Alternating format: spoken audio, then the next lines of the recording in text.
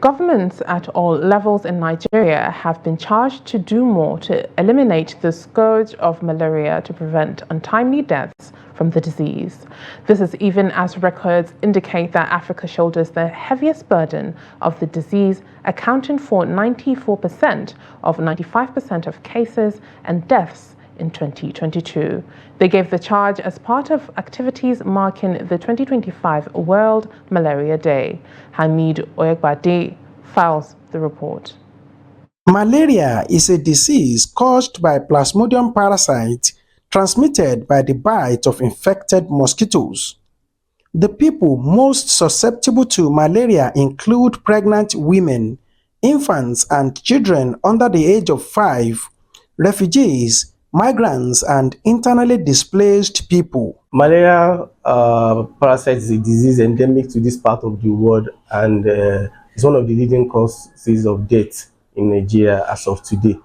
And there are ways of preventing this disease, and one of the most important ways is avoiding being bit by the female Anopheles mosquito. And how can we do this?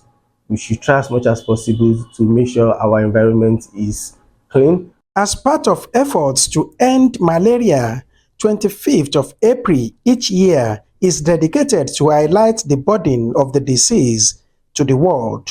On three-year basis, there's this thing we need to do in the state, this ITN net campaign that we are giving to our people. We observe that some people are collecting the net and they are not using the net.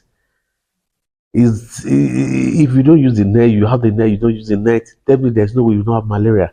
And if you have malaria, you go to hospital for treatment, you spend money, you won't be able to go to work. It's not only you. If a child is having malaria now, the parents, we have to take the child to the hospital. They spend money. The government should do better than only distributing nets. We should go into proper fumigation and making the environment cleaner.